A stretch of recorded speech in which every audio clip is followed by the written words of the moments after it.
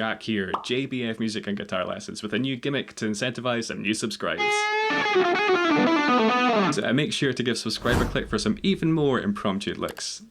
Still working on that tagline. Nonsense aside, we're looking about easy or as easy as lead guitar can be rock solos. Tabs are up on my patreon.com/JBF Music if you want them. If you enjoyed this video or the content I put in general, please do let me know with a like and leave a comment on what you'd like to see more of. Wasp, Weezer, Judas Priest, so a bit of a mix. I'm in standard tuning here throughout, but let's just crack on.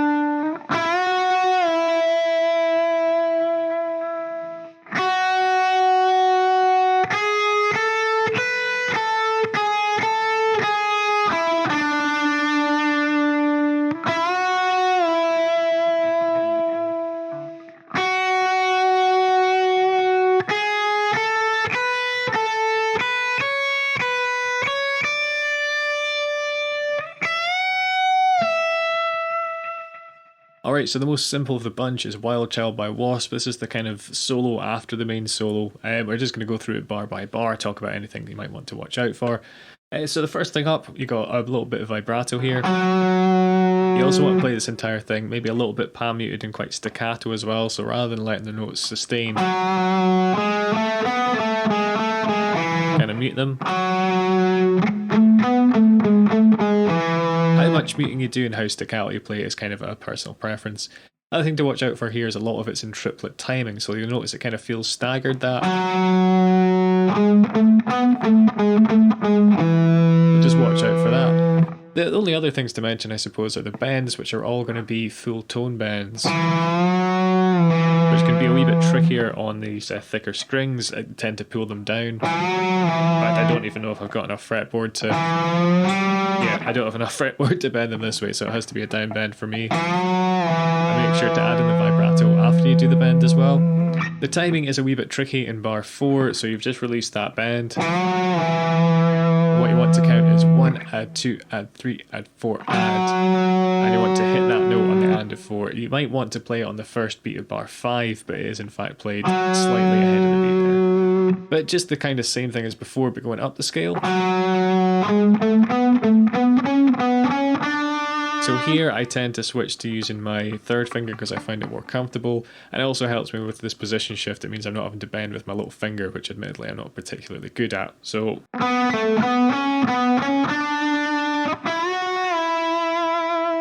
rather than having to, which you can hear there, it's something I'm really out of practice of, I don't do much. The cool thing here is the next part here where the tabs change, we're just doing the same thing but up the octave. So if you visualize this shape, I suppose going up to this note as well, we're just using the same scale shape, an octave higher. It might feel different because the interval between the G and the B strings is a third rather than a fourth, so rather than having to go kind of move up that way between these notes, they're just next to each other. But it's the same scale shape, just bumped up. And you're just doing the same thing. Again, vibrato, watch out for the triplets. As staccato as you want it to be. Tone bend. release and vibrato. So this, again, this is slightly ahead of the beat here in bar 12. We want 1, add 2, add 3, add 4, add. Back to the triplets after that vibrato. Put some vibrato on that note if you want to. High E string vibrato can be tricky. Check out the card there for some tips. And then to wrap things up, full tone bend and release the pitch with vibrato on that 12th fret.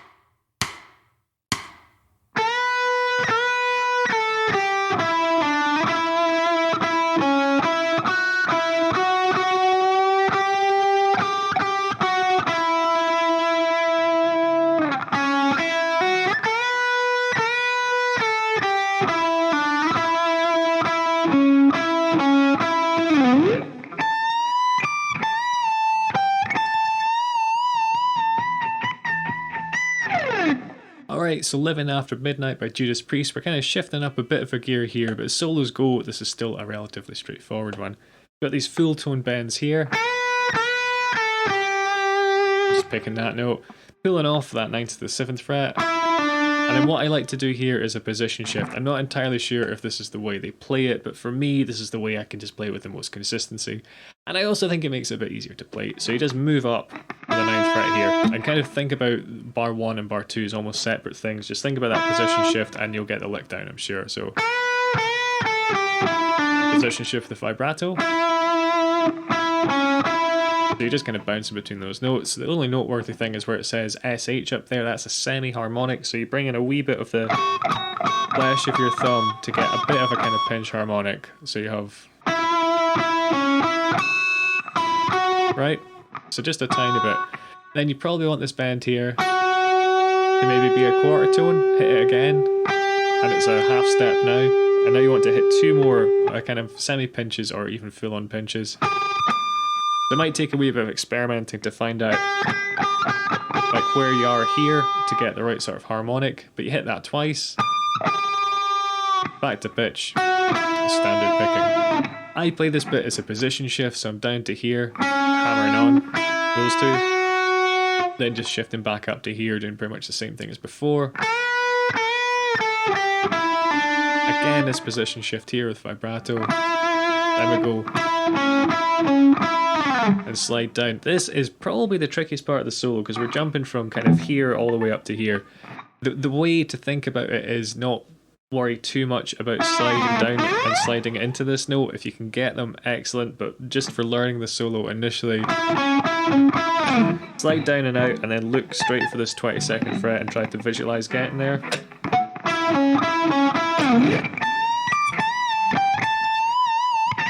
Cool, so there's a few things I did there. What I do is I like to switch to my neck pickup for a kind of creamier tone. As a slight side note, you might be using a wah, a kind of cocked wah to get that cool EQ as in the solo. To not derail this lesson, I'll put a card to up there with a more in-depth tutorial on that technique. Brian May and Michael Schenker use it as well, so if you like those guys' tones, that's probably worthwhile checking out. But yeah, this slide down and out. Try to slide up to this 22nd fret. Switch the neck pickup if you want. Bend. We don't want these notes to ring into each other, so when you're bending up, you want to mute it. Probably just by lifting your finger ever so slightly off the string. Then we're kind of back to pitch. This note here, and then the final bend. Now, I don't know if he used a whammy bar or if he just has superb vibrato, but I would say with this one, I can't get it consistently. You know, with that nice wide way that he does, I'll give it another go. That wasn't too bad, but if I try that a lot of time, it'll sound just like a flock of seagulls. Not the band, it's just the birds in a bad way. So if you just keep a nice controlled, steady vibrato, that's going to sound really quite intentional. If you struggle with adding vibrato to bends, do check out the tutorial I've done before in it with a little eye up there. But like I say, the stuff like sliding out of the note, sliding into the note, getting the semi-harmonics, the artificial harmonics, switching pickups, these are all kind of like the cherry on the icing on the cake. So get the meat and veg of it, kind of let the bare bones down, and then when that feels good, start to add in all these extra little touches that just take it to the next level.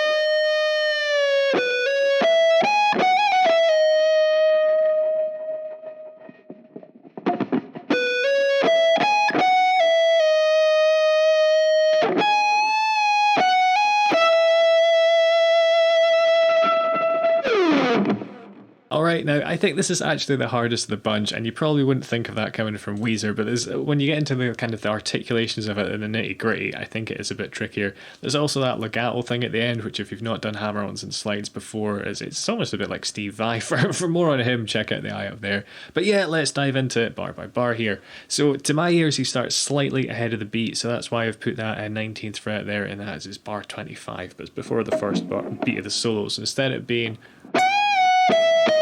I hear is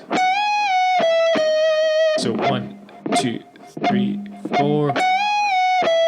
That's what I hear instead of 1, 2, 3, 4. I might just be mishearing it, so as always, check the source material yourself. But yeah, we got a full tone bend, then some vibrato on the 16th fret, just kind of usual picking. Now here, this is where I put in things like semi-harmonics here, but it might just be that he's using a fuzz pedal or a kind of fuzz style drive pedal into an amp at really high gain and really high volume and near it, so it's feeding back. So it could be feedback rather than harmonics, but to try and emulate it, that's why I've put them in the tab. In terms of the tone, what I have done is just put kind of like a fuzz drive, like a Big Muff style pedal in front of an orange style amp. The other thing is that I've found picking about as lightly as you can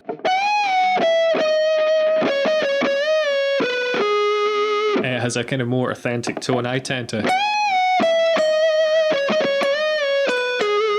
attack the strings more, but to get this more authentic, you want to kind of lay back a bit more. So the next thing to do, I suppose, is work out roughly where you need to pinch. I found playing this solo over the neck pickup has helped me get them more. It's still quite tricky to find these ones. This first one on that 18th fret full tone bend, the really kind of partial one for me, it's just maybe, mute that for a second. You see the pull piece there? It's maybe just to the side of it, maybe just sort of there.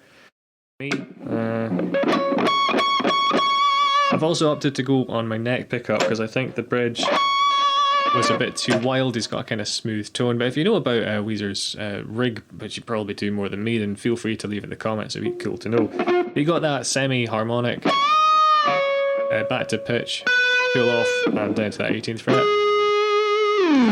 Then we're repeating the phrase pretty much as before. When you go to here, that's where I'm hitting another harmonic. So you can probably see from my thumb, I've kind of moved maybe a wee bit more this way. The way to do it is to just get the pick, drag your thumb behind it and move along the string until you hear the right pitch. And like I say, it could just be extreme volume and feeding back, but I think most of us have neighbours to consider when trying these things out. So that, just kind of standard picking, again a normal bend. Back down to pitch and pull off.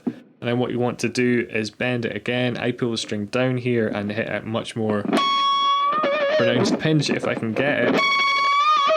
So that one is probably just about here, just kind of slightly south of the pull piece, a bit closer to the bridge. The reason I pull it down is so you can get that nice wide vibrato. Another thing you might need to do here is mute the strings, so I kind of rest my fingers on them. If I've got any cards left, I will link to them, some top 10 muting tips that I really like with a little eye up there. There's a tutorial on all the muting tricks you can do to stop kind of, you know, slop and string noise and that kind of thing. But yeah, the pinch harmonic or feedback if you got everything cranked up, tone bend, and that wide vibrato. Then another bend. I'm hammering on these notes here. Then we've got the kind of tricky legato bit. So aside from the kind of pinches, which are just kind of like extra detail, this is why I put this one as the toughest lick, because I think this is the sort of thing I would have struggled with most if I was learning these solos kind of from, you know, in my more formative years, I suppose. But you're going to play these two notes here. Then we're going to hit the 19th, hammer on to the 21st, pull up to the 19th, pull up to the 17th, and slide down really quickly to the 16th. So you have... if I slow it down, you kind of slide that, it's almost like a grace note. But